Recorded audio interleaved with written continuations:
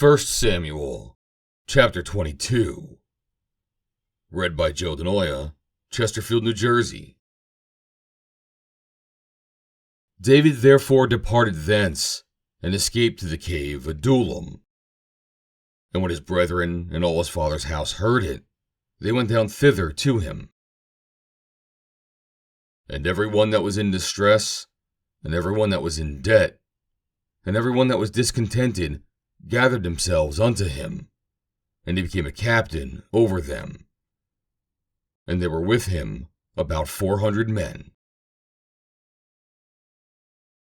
And David went thence to Mizpeh of Moab. And he said unto the king of Moab, Let my father and my mother, I pray thee, come forth, and be with you, till I know what God will do for me. And he brought them before the king of Moab, and they dwelt with him all the while that David was in the hold. And the prophet Gad said unto David, Abide not in the hold. Depart, and get thee into the land of Judah. Then David departed, and came into the forest of Hereth. When Saul heard that David was discovered, and the men that were with him. Now Saul abode in Gibeah under a tree in Ramah, having a spear in his hand, and all his servants were standing about him. Then Saul said unto his servants that stood about him, Hear now, ye Benjamites. Will the son of Jesse give every one of you fields and vineyards, and make you all captains of thousands, and captains of hundreds? That all of you have conspired against me, and there is none that showed me that my son hath made a league with the son of Jesse.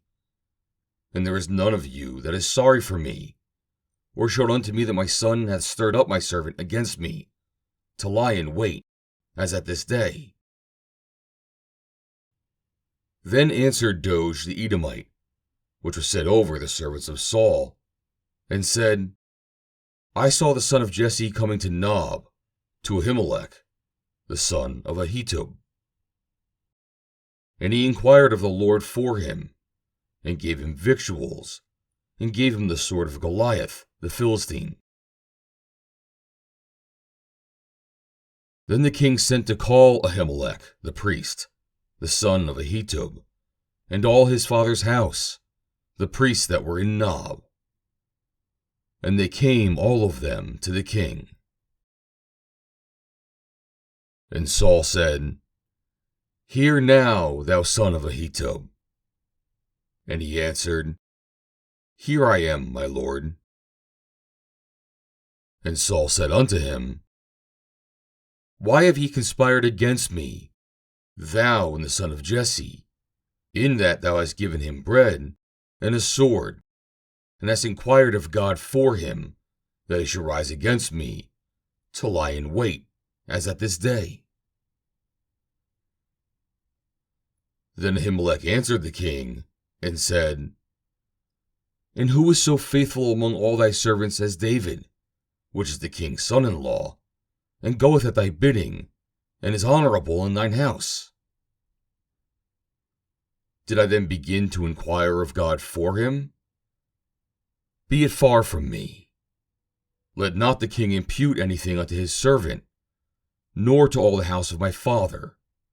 For thy servant knew nothing of all this, less or more.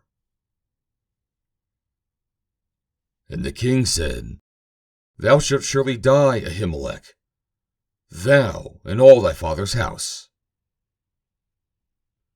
And the king said unto the footmen that stood about him, Turn and slay the priests of the Lord, because their hand also was with David, and because they knew when he fled, and did not show it to me. But the servants of the king would not put forth their hand to fall upon the priests of the Lord. And the king said to Doeg, Turn thou, and fall upon the priests. And Doeg the Edomite turned, and he fell upon the priests, and slew on that day 85 persons that did wear a linen ephod. And Nob, the city of the priests, smote he with the edge of the sword, both men and women, children and sucklings, and oxen, and asses, and sheep with the edge of the sword. And one of the sons of Ahimelech, the son of Ahitub, named Abiathar, escaped and fled after David. And Abiathar showed David that Saul had slain the Lord's priests. And David said unto Abiathar, I knew it that day, when Doeg the Edomite was there, that he would surely tell Saul.